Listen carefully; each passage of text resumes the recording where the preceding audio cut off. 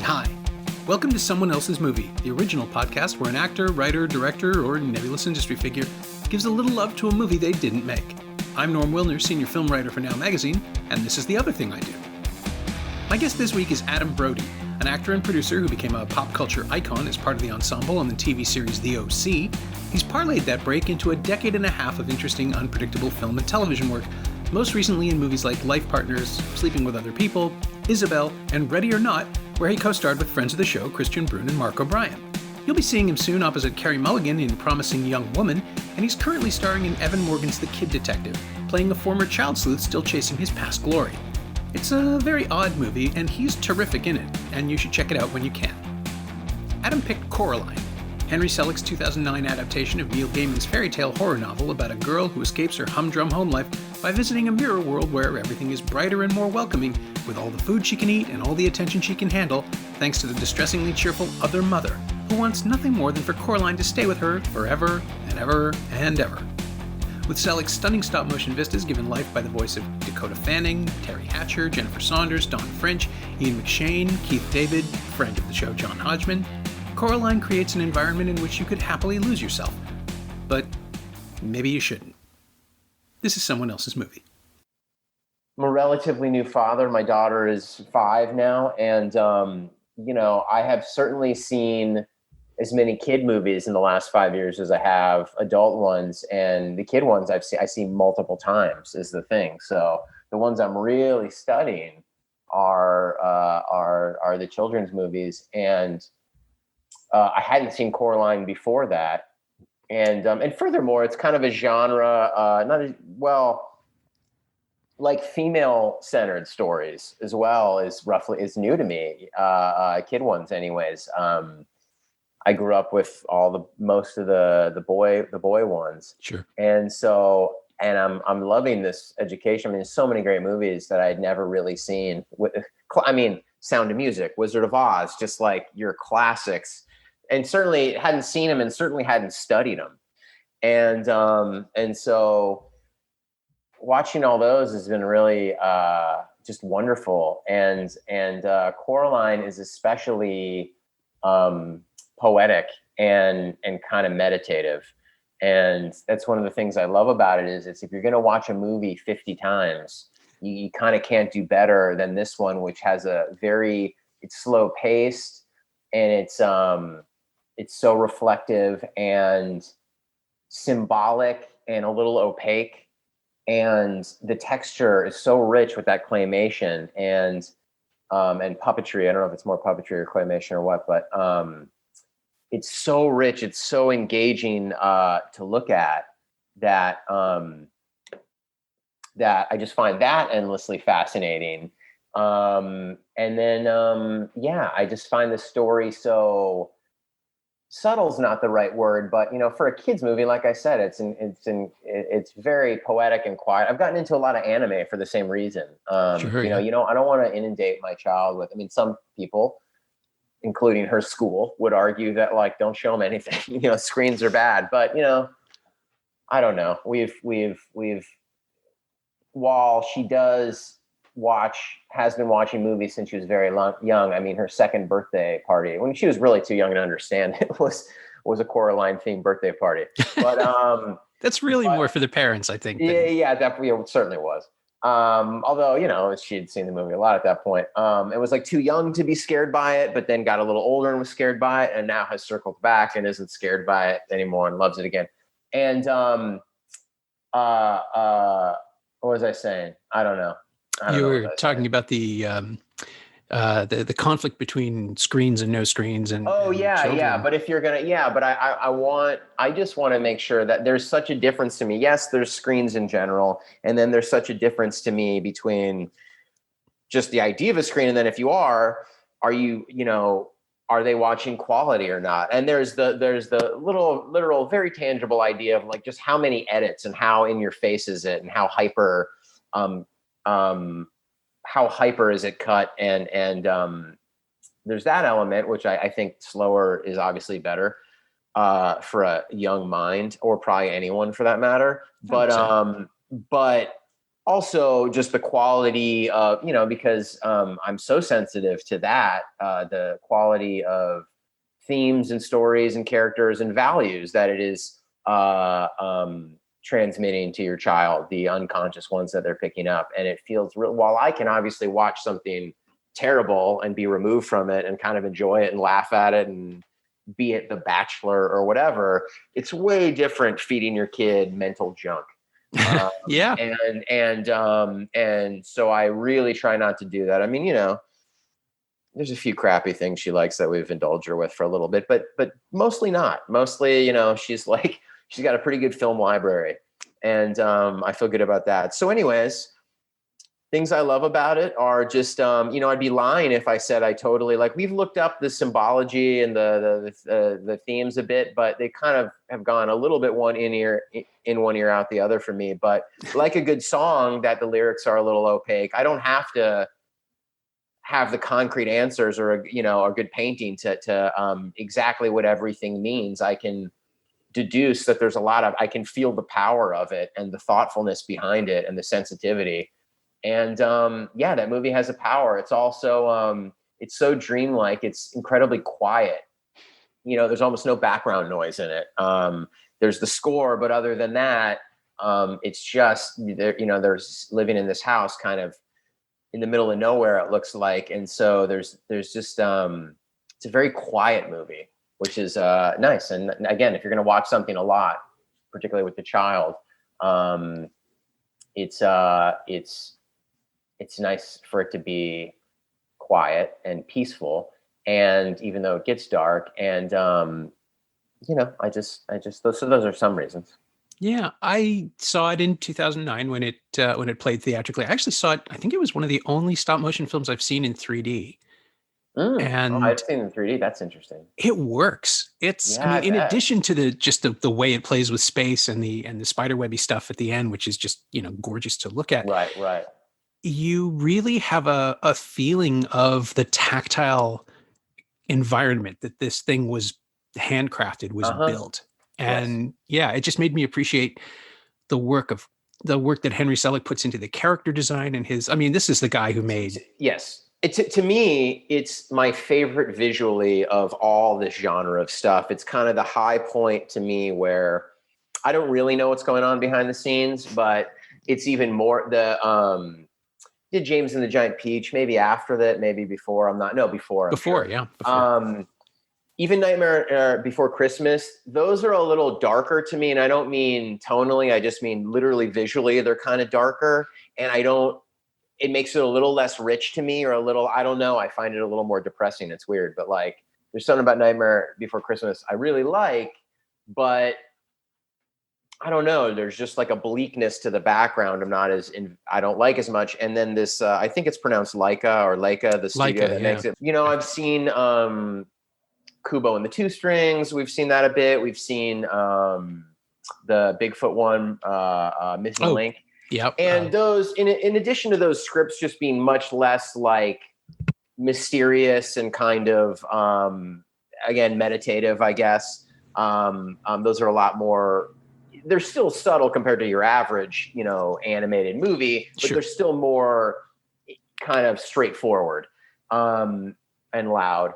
But even the animation, even the visual stuff, and same with The Corpse Bride, Tim Burton, it feels like, without knowing this for a fact, even though I think they're using real puppets, it seems like computers are being integrated more and more and supplementing it, where I'm feeling less texture in them. And to me, Coraline is the apex, where it's feels like there's very little computer stuff, but it's a little brighter than Nightmare Before Christmas. And so visually, out of all these stop motions that I've seen from that studio and or the Tim Burton camp and Henry Selick, this is visually hands down my favorite as well. Yeah. I think the combination of Gaiman and Selick's perspectives is the real kicker for me. It's just, you can pull back and look at it just as a piece of construction, and it is just a gorgeous film to watch.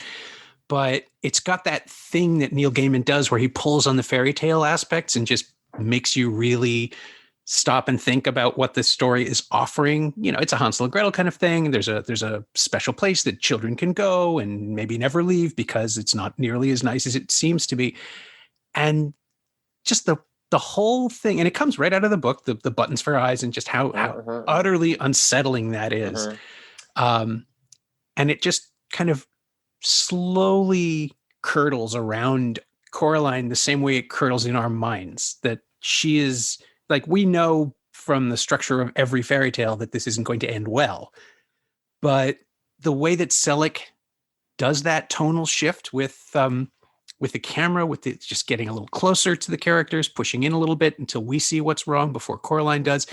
And just casting Keith David as a talking cat who, you know, he's such a wonderful presence, but there are these little subtle suggestions that things are going to slide into a very bad place. It's true. And as you said about the Neil Gaiman stuff, and I this is the only Neil Gaiman I'm really familiar with. At the same time, just knowing, like, you know, a little of his work. And I already said it, but it's just, you can feel the rich mythology that these other ones don't necessarily have. You can feel the rich mythology and the symbolism and the, you know, the hidden messages in it. And it just feels so rich in that. It's so kind of, that's why it kind of holds my fascination still, you know, because I quite literally haven't discovered everything in it yet. Yeah. As I said, I don't know. I'll probably never know. And that makes it endlessly fascinating. Yeah. In the way like a Donnie Darko does to me, you know, where it's like, I think I'm getting it, but I'm never going to really get it. And I don't really want to get it. But it always is always going to have that power over me because I can feel it from the filmmaker and I can see the clues, and it's so dense in that regard. Yeah, I was going to say there is the sense that, and we're shown it literally that this has happened before, that this Coraline's not the first child to wander into this world, but there is this massive sense of history and texture going on beyond things that's just so satisfying.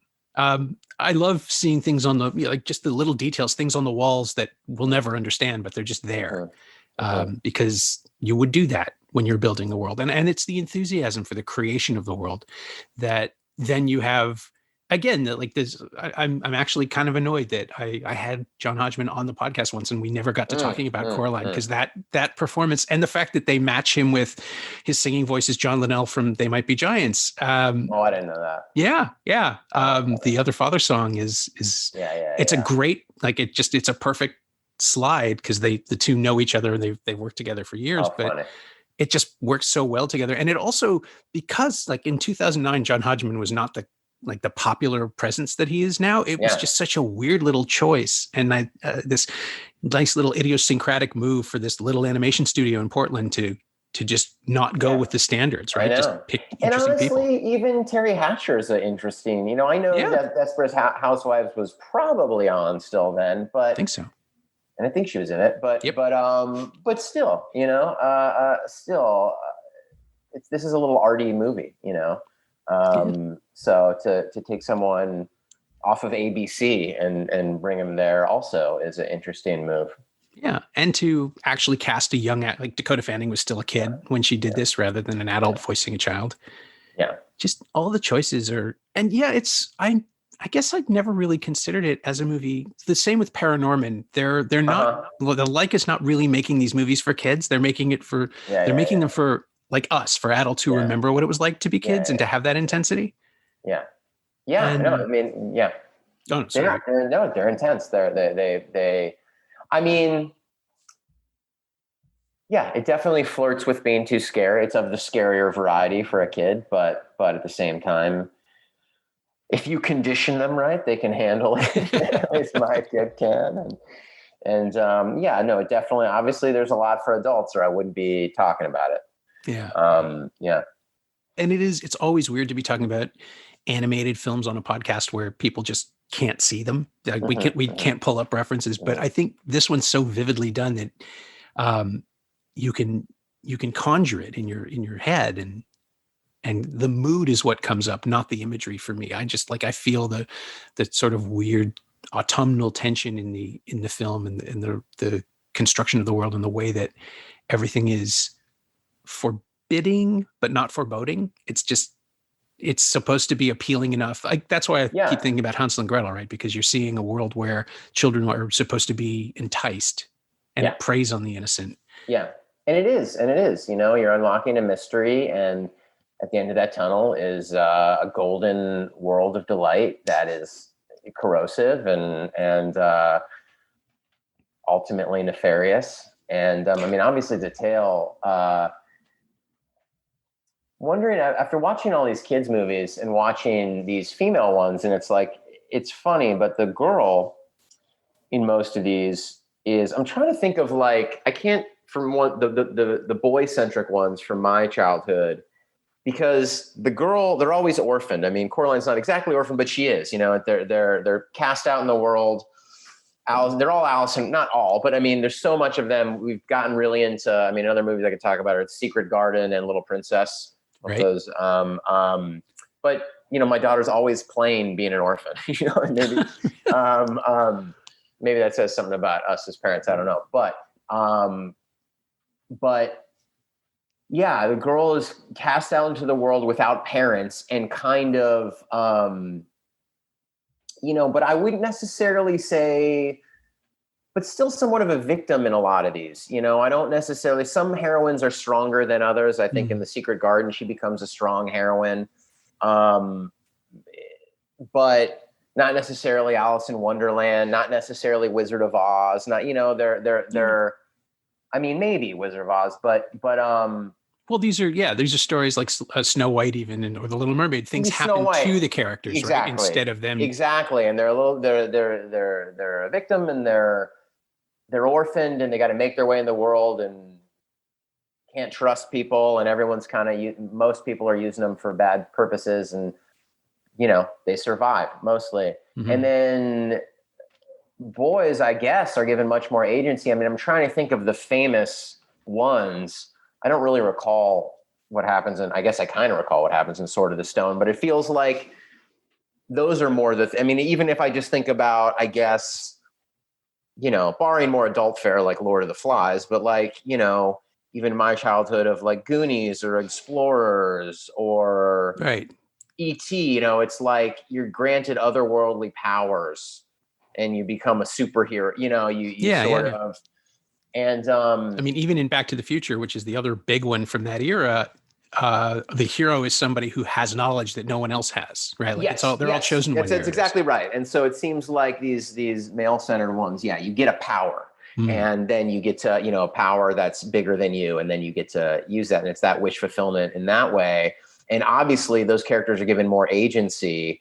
And while on one hand, I think about it, and that seems, problematic. At the same time, I've really enjoyed these more the ones that are centered on girls, because they're just so much less violent. They're so much more thoughtful. That's true. I think about all these movies I want to show her, and every one of them I'm like, I don't know. They're so much more crass. And just violent at their core. And so that is one color that I'm not missing from showing her at this, and it's just been interesting. It's been an interesting kind of to relive my childhood, but then through her eyes and the stuff she's taking in. Yeah. It must be. Yeah. Sorry, you don't mean... I don't mean to say that none of these girl protagonists have a bunch of agency, but it is a trend I'm noticing where, again, the orphans, they're orphaned. And then when I think about it, these boys get a lot of power, and clearly there's something to that. But even despite that, like I said, I'm enjoying these stories because they're just, if nothing else, less violent. Yeah. And Coraline does also have the monster is a female character. It really is. Men are very, very secondary in the story. Very true. Very true. And she's pretty empowered, actually. Even though she is somewhat orphaned, she's a seeker. It's, she seeks it out. She's an explorer, and she bravely and gamely fights to save her parents. So she's not, even though someone's messing with her, she's actually up to the challenge pretty early on. That's a actually particularly empowered character for this genre when I think about it. Yeah. Well, and her sidekick, who doesn't exist in the book, the boy Wybie, who was invented, apparently, according to Wikipedia, it's so she wouldn't be walking around talking to herself for most of the movie. Oh, interesting. I didn't know. But that also explains why he doesn't do very much. Like Right. he's there. Also, this time, the last time I watched it, he reminds me very much of Heath Ledger's Joker in a very strange way. Like it doesn't. Well, he's got those because he's stitched. They stitch his mouth at one point closed. Yeah. So he's got that like It's scar like smile. Putting a hat on a hat by the time they do it. But he's also got that physicality. He shifts his shoulders in a really strange way and has this awkward way of tilting his head down. I remember thinking it the first time that I couldn't put my finger on it. And then this time it's just like, oh, that. But it's just a coincidence. The time it takes to make a stop motion film, there's no way they could have seen it. Yeah, no. But, they, the other thing about this movie is it's creepy. Everyone's kind of creepy. The parents are creepy, even when they're being their best. The apartments, the neighbors are creepy. The only one, even though you talked about Keith David as, because it's his voice being somewhat menacing, he's kind of the only one, in my opinion, that's like very, if not warm, at least trustworthy instantly. He seems good. And everyone else, Wybie included, harder to trust. And Wybie's he's introduced in a scary way, even though when he's a victim later of the other mother, it's creepy looking. The buttons for eyes are just such a terrifying, dehumanizing prospect, anyways. But they're all creepy. Maybe no one more so than the other dad. He's kind of the most, even though it seems like he means well enough. When he's powering down in the end and he's, mother made me do it like that. That's, yeah, it's the affable helplessness, but that also tells you that he's not going to help you when it comes down to it. The sense and I find there's something I find even more than the mom who is, her real mom, who is, pretty, not the greatest. I hate the dad. The dad is just despicable, in my opinion. And I know that the parents are somewhat redeemed in the end, but I guess what I like about it is, but they're also kind of not. They're also pretty worthless, just to even start off with, especially that dad. Just because it's not only like, number one, he's not there for his daughter. That's he's just not there. No one wants to be bothered, and he's not there. But also, he's just like the opposite of charming. He's just repulsive. He's repulsive looking. He sounds like a jerk. He's a repulsive cook.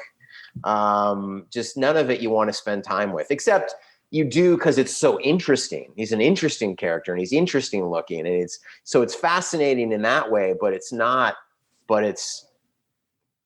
somewhat repellent. Yeah.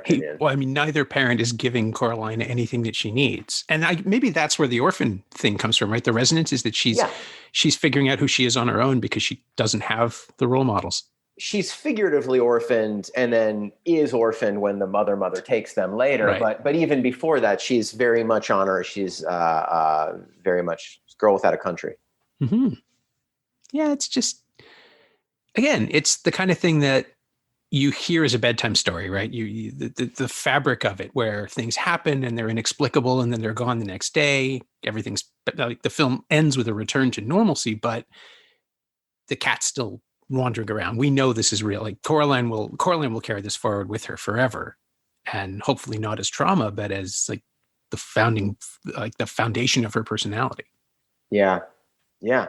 And she's such a wonderful, even just, this is, even just, style wise, she's got an iconic look, and, most cartoons are pretty vivid or animated anything or vivid, you're going to have vivid characters and a lot of thought.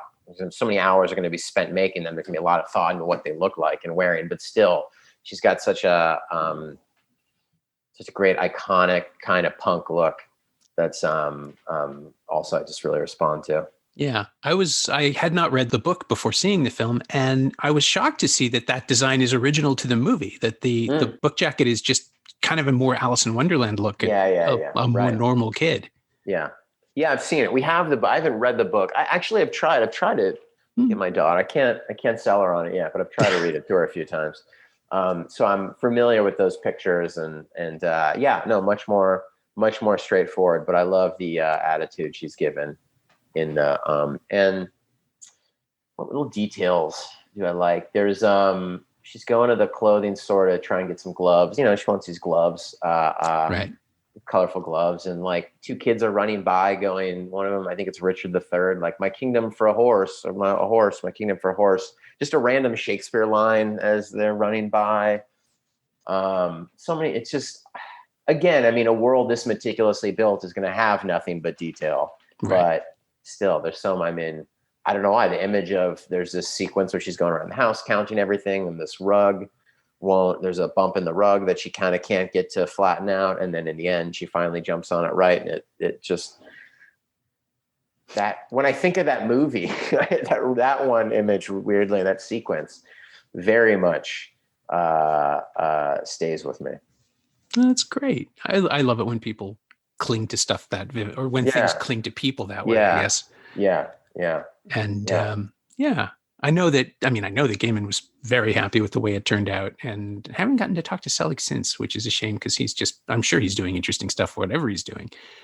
But we ended up, he came to town, I think when The Nightmare Before, no, it was when James and the Giant Peach came out on Laserdisc back in the day. Wow. Disney brought him to Toronto for a tour, and we ended up sitting, I think he'd done a lecture for Ryerson's animation department or something like that. And we ended up just chatting for an hour about all animation ever. And his reference points are wonderful, and he knows everything, but and Brad Bird does the same thing. They really only do the thing they do. So he has that massive, massive history and knows what will work and what won't work. But a Henry Selick project is still going to have, tall, skinny characters with spindly legs and sharp edges and elbows and things. And it's just so strange to me that he and Gaiman aren't just doing all kinds of stuff together, because their sensibilities are so perfectly meshed. Right. I mean, I assume, and then again, like I said, I'm not well versed in Neil Gaiman, so I guess I can't say totally, even though just from this, from like absorbing the hell out of this one, I'm a very big fan. His stuff is very, very dense narratively, so I think it's a problem with the adaptations. And because he plays with so many familiar concepts, I suspect that's a little daunting, because you can say, well, Coraline's like Alice in Wonderland. Well, why should we bother, right? Right. American Gods is the thing that's probably the most ambitious of his, and that's so big it has to be a television show. Right. Well, that shouldn't be a problem anymore. I mean, that's what everything wants to be now, anyway. Yeah, so. I think it's in its third season, and actually, Ian McShane is in that, and also, of course, is the voice. That's right. Yeah.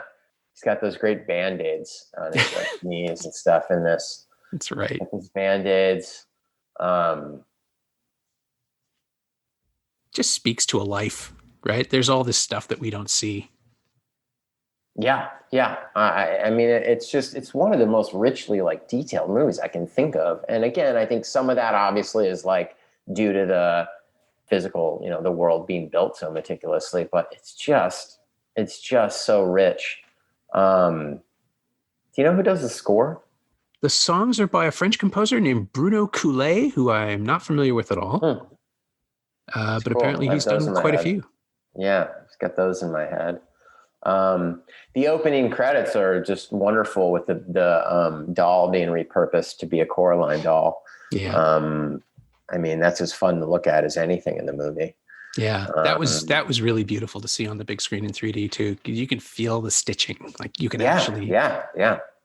I'm sure. I mean, I wish I understood it more to talk about it. Unfortunately, it's one of those movies I feel a little bit dumb, because I've seen it, start to finish at least 20 times, and yet, have never. It's got such a charisma and potency that I can watch it endlessly and yet never felt the necessary need to dig in too hard to connect all the sort of thematic and symbolic dots. No, I get that. Just, yeah, let it be the thing that it is. And It's very impressionistic, and yeah. It has a strong power over me nonetheless. Oh, that's good though. I mean, it's good that you can continue to revisit it too, and that it holds up. Yeah, I mean, and that goes to maybe how I am as a consumer. I mean, so much of my music, or like music I consume, and is, I've never bothered to like even read the lyrics. You know what I mean? And my wife's the opposite. My wife is the first thing she's listening to is like the story and the lyrics. And I was like, oh, that was just another instrument to me, the voice. And I caught impressions of these different lyrics, and I sort of formed a picture in my head, but it almost never occurred to me to like really dissect. That's interesting. I come at it the other way myself. I'm much more lyric driven. Yeah. Which again is just why I love They Might Be Giants so much, and why I was just so delighted to recognize that form of music in Coraline, because I had no idea. I mean, I knew who Hodgman was, so I was sort of happy to hear his voice. And then when it turns into Linnell, it's just like, oh, wait a minute, I love those guys. It's so funny. It's pretty seamless, because I never knew the difference. And we've sung that song a lot in my house. And never knew the difference. Yeah, they both have a kind of a nasal timbre going on. It makes perfect sense that one would become the other. Yeah. So we say a lot of lines at the house. I do that dad a lot. I say my monkey slippers. I'm not going to do the impression, but it's pretty good. My monkey slippers are blue. I say a lot, and we always say your mother knows you like the back of her hand. Say that a lot, and that's and then my daughter also occasionally, she got in a phase, really wanted a mango milkshake and a chicken, and like really wanted the dinner like it. So we tried our best. How did it work? Did it work for her? It was okay. The mango milkshake, she's more interested in the idea than the refreshment, but than the beverage. But it worked. It was an afternoon. Good. I mean, anything to pass the time at this point, right? I was going to say, I killed some time. Well, I'm trying to figure out a way. Usually the closing question on the podcast is if there's anything from the film being discussed that you've used or absorbed into your own sort of creative package. But that's a great, yeah. That is a great question.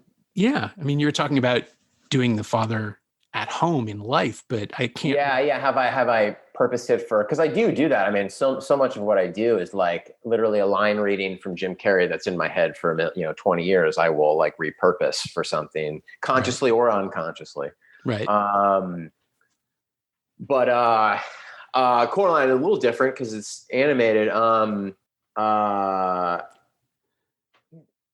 I don't know. I can't think of anything consciously. Again, I could walk through other lines that we say all the time at the house, but that are now I'm thinking of ones that aren't the dad. Yeah. But Coraline and her friends in the picture, her friends from Michigan, I think she's from in this. I think so, yeah. Yeah, but things I've taken into my work. No, I can't say there is. And I think, again, some of that's probably due to the animated nature of it. Because otherwise, even if I wasn't taking a line reading, I'm sure I'd absorb at least some physicality or something. And not to say that you certainly can do that. I mean, I was reading a Nicolas Cage is like one of my favorites. And, he's talking about getting inspiration from like, I think it's Edward Monk's The Scream, and like just like paintings and stuff. And it's so great. And you definitely, it doesn't have to be a flesh and blood actor doing a lot, to be inspired to bring into your work as an actor. But yeah, consciously, I can't quite think of anything that I have. Yeah. I was trying to stitch it together somehow with the kid detective in Ready or Not, because they're both kind of characters soaked in regret for things that they like, regrets that they don't either understand or can't channel. And Coraline doesn't really line up there. But that's just the trick that I do with every guest, trying to figure out if I can bring them back to it myself. Of course. I mean, It just doesn't, does it? No, I mean, I guess, look, I mean, only this, and this isn't that I'm taking stuff from it. This just when you mention both those movies, it's Sure. like certainly Ready or Not, but even The Kid Detective at a certain point has a dark humor and a fascination with the macabre, certainly more so Ready or Not. But again, Kid Detective has its violent moments and it's like darkly comic moments. Mm-hmm. It's never gothic. But so I do have, I think again one of the reasons I'm certainly drawn to it is it's dark, the dark tones, and so that's like a flavor that I'm always drawn to, and while still having plenty of humor,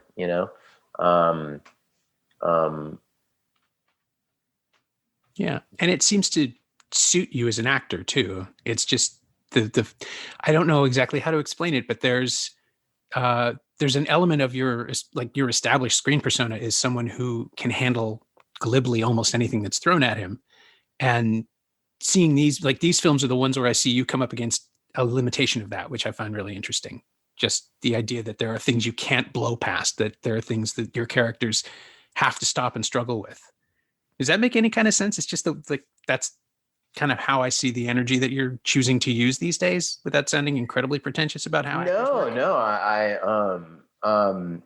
It is. I mean, it's such a thoughtful discussion. I really appreciate it. Oh, thank you. That's what I do. Yeah. No, I can tell.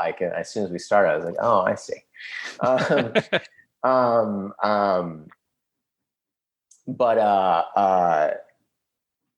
No, is my the glibness coming up against the real, I wish I can see that in both of those, I mean, I think it's a tone of humor and glibness and a gallows humor coming up against the reality of life and more so, I guess, the reality of death. And that's something I'm fascinated I'm fascinated by death. I think we all are, but I would say me more so than your average person. Okay. It's not something I even necessarily love about myself. It's just I have been. I'm not like really into serial killers or even true crime. It's just more of it's more the existential question, but because of it causes me to fixate on it, and I fixate on it with humor more than anything, because that's kind of how I tend to, the lens through which I tend to see most things. But as to the characters, I mean, certainly there was no master plan to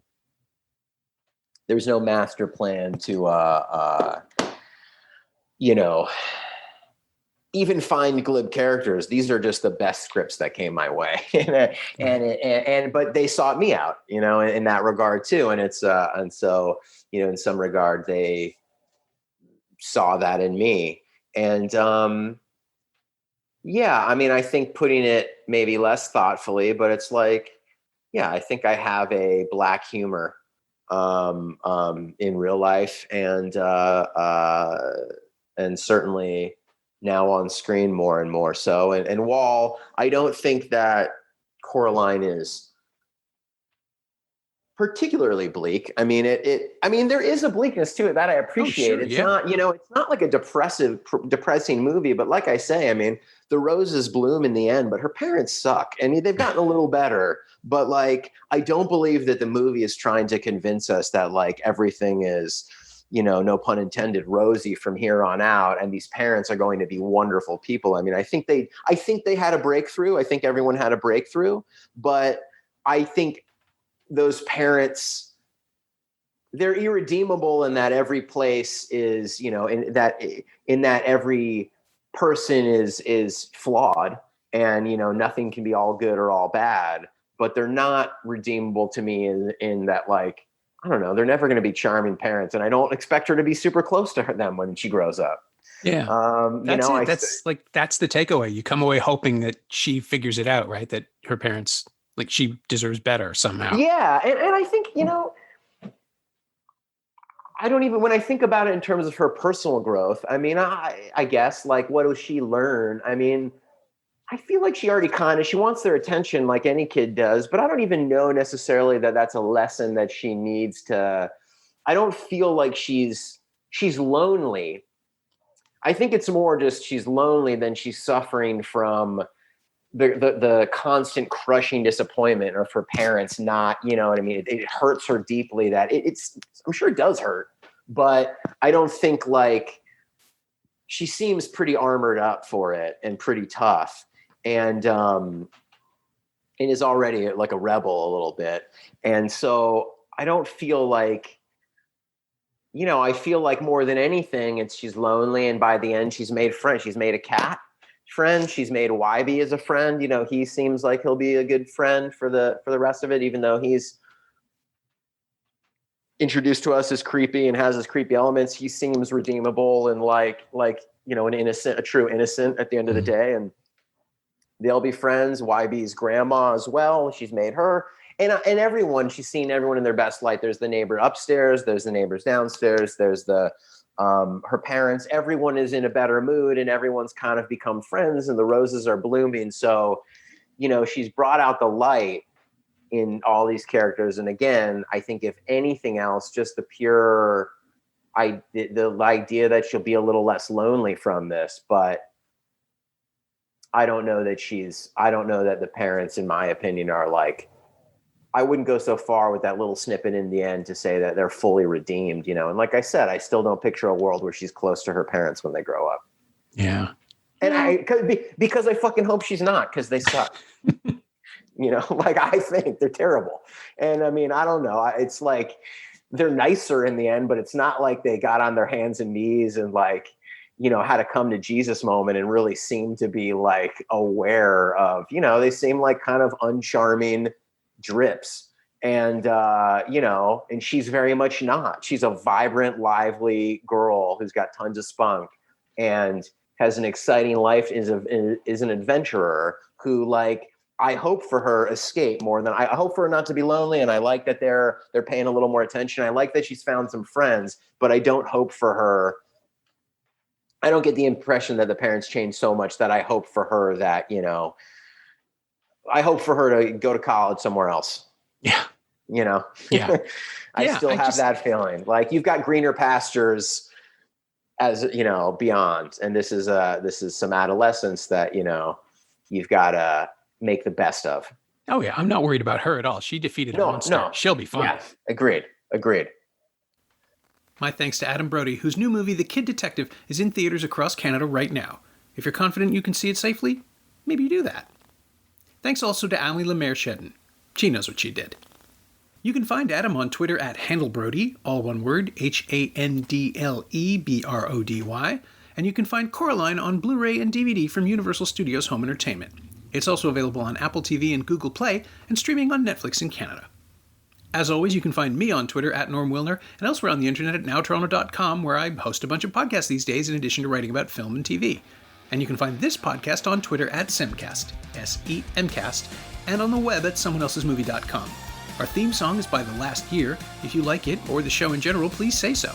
Leave a review on Apple Podcasts or Google Podcasts or wherever you've been enjoying us. Every little bit helps, it truly does. And check out the other shows on the Frequency Podcast Network. They're pretty good. Stay inside, watch movies, wear a mask if you go out. I'll see you next time.